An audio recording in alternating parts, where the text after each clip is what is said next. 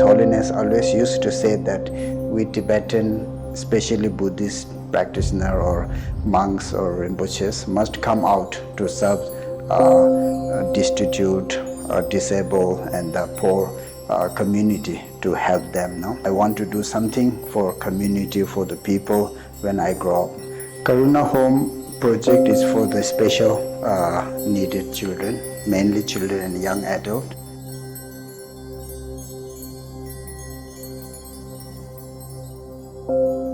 Namaskar, this is Philos Media presenting Sadhakara Hadiyali.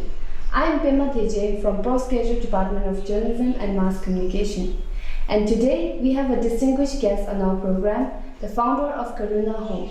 Established in 2004, Karuna Home for the Disabled is a non-profit organization dedicated to providing a home and a rehabilitation for the disabled Tibetan children as well as local who are facing challenges in caring for their children. He has transformed the lives of many special children through this initiative. Recently, he initiated a new project opening Karuna Retirement Home, offering a home and a family to elderly individuals whose children are not with them. Join us in welcoming our special guest for Sadhakara Hadiyali, Kubhe Rinpochey la. Welcome to the program, sir. Sir, can you provide a brief introduction of Karuna Home? Yeah. Karuna Home project is for the special needed children, mainly children and young adults. And the idea comes in my mind because we grow up in the teaching or advice of His Holiness the 14th Dalai Lama, that His Holiness always used to say that we Tibetan, especially Buddhist practitioner or monks or Rinpoches, must come out to serve destitute, disabled and poor community to help them. No? So when I listen this kind of teaching from His Holiness, advice from His Holiness, I always, when I was young, like a teenager, and I always in my mind that it comes to me that I want to do something for community, for the people when I grow up. So in 1995-96, I saw one Tibetan family with a disabled kid, and that encouraged me that to build something center to look after these needed, special needed children. So 2000, I proposed the project to His Holiness. His Holiness gave him the name Pendekats in Tibetan, which is the welfare home with the compassion. And then the idea comes, then the 2001 I start the building construction. So in this way it comes, the Karuna Home. 2004 we finished the first part of the project, and His Holiness did inauguration and blessing of Karuna Home. So it was named as Pendekats. Yeah. Then why was it changed to Karuna Home? No, we registered as a Karuna Home. It's already registered Karuna Home as a non-profit organization before we proposed the project, because we need the society registration and everything. No, so the Tibetan name is given Pendekats, which is the Pende is a kind of welfare, compassion, same meaning. So it's kind of home is a Gatsel is the place of happiness, no? So happy place of with the compassion. So Karuna Home. Karuna is Sanskrit word for the compassion, right? Compassion. So His Holiness inspired you to initiate the Karuna Home? Yeah, inspired me to do something for the needy people. So this way it comes in my mind. Yeah. Thank you, sir. So how many special children are at Karuna Home currently, and how many staff members are dedicated to assisting them? Yeah, currently we have like 36, 37 special needed children and young adults. And then we have a poor family, normal children who comes from the remote area who has a lack of educational and so on. So we have like 30 normal children as a hostel here. They go education school in Sambuddha Tibetan Central School, and then 36 plus 30, 40, 60 something children plus staff children plus staff. We have about 40 staff. So total we are 100 something here. Yeah. Thanks. So, can you share the daily routine of the special children at Karuna Home? Like, highlight the challenges faced. Yeah, it's not easy task because we don't have such experience at the beginning, right? So I took a lot of example from many institutions all over the world. So I try to put everything inside here. I try to build the environmentally friend for the special needed, like everywhere accessible with a wheelchair, and try to build as a home for them, so they must feel the comfortable here, right? That's and I divided into our objective divided into three. Our first or big objective, then the intermediate objective, and the final objective. So the first objective is to give them good life, and good service, good food, so good life. That's our. So we have a good caregiver, look after them, whatever necessity and food and everything. Then the intermediate objective is to give them a good education, as depending on their physical ability and the physical training, like physiotherapists, medication, and so on. And the final is to stand up their own feet if they're possible. So we start our program from the morning puja and meditation, 8:45 to 9:15, half an hour. Then we have a warm-up to make them happy to go to school. So we have a small games like 30 minutes, 25-30 minutes. They have small activities like playing games. Then we start the school. So the school, we have a different kind of label. Special educators are there, and we teach them depending on their ability, and some training them. And then we have a physiotherapist. Each two children will go to the physiotherapist. And then we have nurses here. So it goes to until 12. Then we have a lunch break. Then 2 to 4 another classes. So daily routine is like that. Okay, thank you, sir. So it's known that Karuna Home extends its kindness not only to the disabled children, it also to those from poor background. Yeah. Can you tell me more about it? Like how they know about this? Yeah, because a lot of my friends, psychiatry and the special educator, they suggest me that these children must be integrated with the normal children. Mm-hmm. So it's helpful for our resident special children, that student, they must integrate with the normal children to daily activities. So at the beginning, I tried to invite some school children here, but it was not enough. So I thought, okay, why I don't build some kind of hostel here where I can look after some normal children to send them school, and they grow up together here inside the Karuna Home. So that's how idea comes, So I went to search and in the poor country in Arunachal Pradesh, like that. So we got the family who give their children to send here. So since 1915, we had the children. First batch, about 10 children, then another 19 children comes last 2 years back. So we have from age of 5 to the first student are in the now 10th standard. They are going, yeah. So as the new special children come in Karuna Home, how do the new special children adapt to the life at Karuna Home, and what measures are taken to ensure their comfort?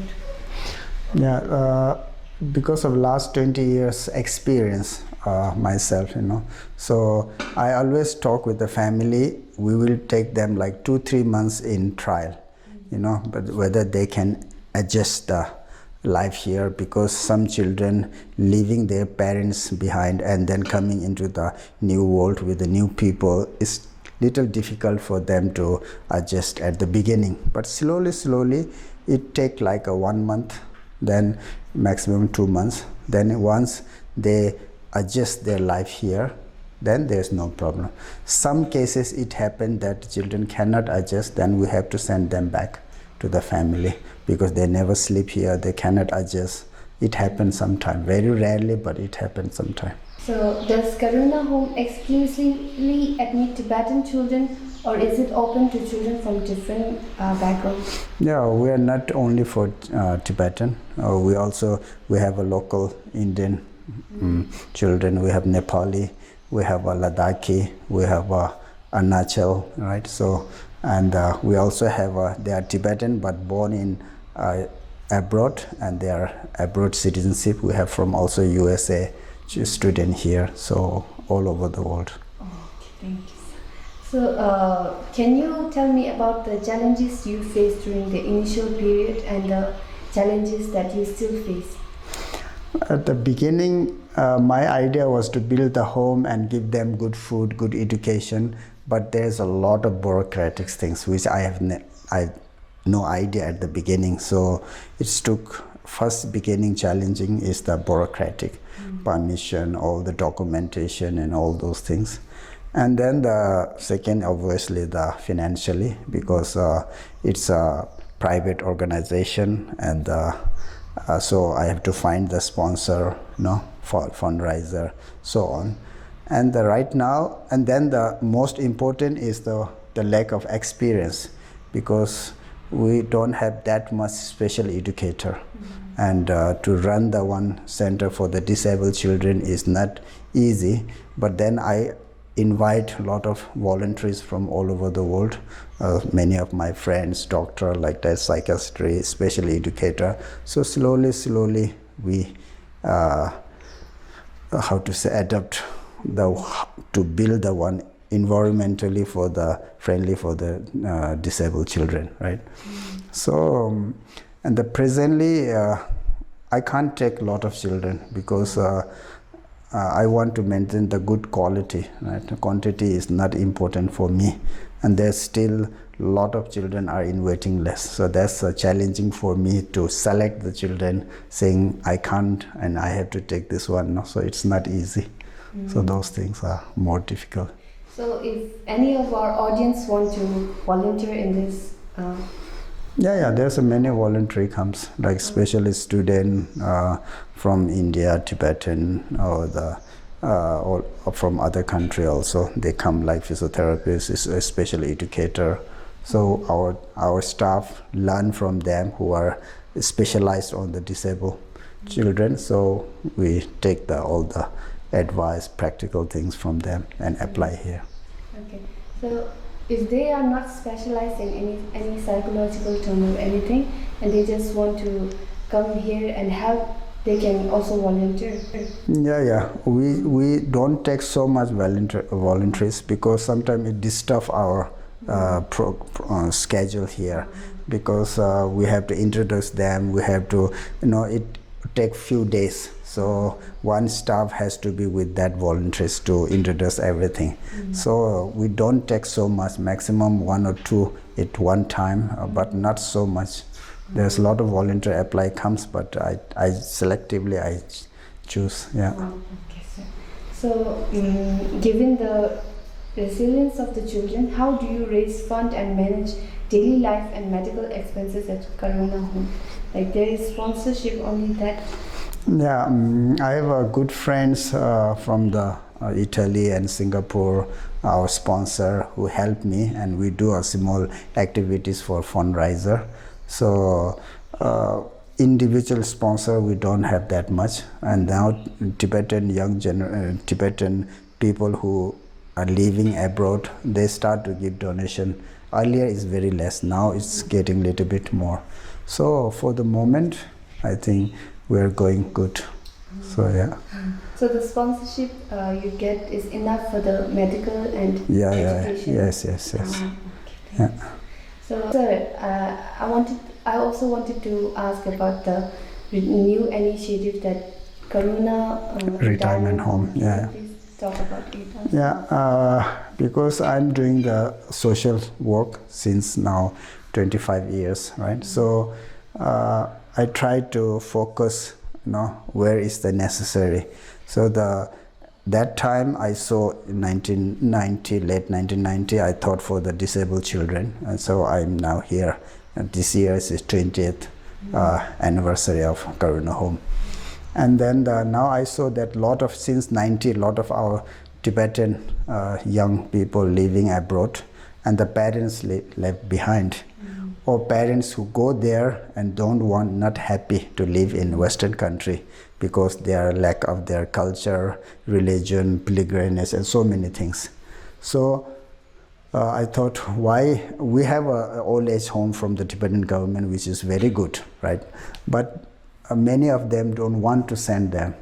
So I don't want to call it old age home. So I thought to make it like a retirement home, so the children can support their parents to look after their parents with the good facilities. So this idea comes before lockdown, right? So during the lockdown I did the constructions things there. I've got the sponsor, so it works. Now we have 4 residents there, 87, 86, 80, something like that. All are 70 plus.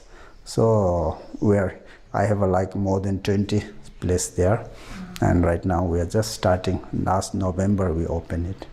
Last November. Yeah. So can you tell me about the future plan of the Karuna Retirement Home? Yeah, the Karuna Retirement Home is I'm giving them good life, good facility, but more not modern way, more like a cultural, normal life way. So we try to give them their Tibetan Ayurvedic treatment, like a massage and all those things. And so right now we are 4. There's many requests are coming. So slowly we grow up them, give them a good life. We have a prayer hall and all those things. Yeah. So at last, can you please convey a message to the upcoming generation? Yeah. My message is we have to build a peaceful and environmentally friendly world in this time. Because the materially we are so much in advance, but then we are losing our contact with the roots, culture, religion, family, because all are behind the technology and all these things, which don't give the ultimate happiness from Buddhist point of view. So our happiness is must create from inner happiness, right, from inside. So social working, helping needy people, doing your time to help other is the best thing, I think. So that's our new generation must learn. This, we are done with our interview. Yeah. Thank you, sir, for your valuable time and sharing your experience and shedding light on the association. Hope this episode can boost the youngster to achieve their dream and dream bigger. Stay tuned and don't forget to like, share, subscribe to Philos Media. Thank you.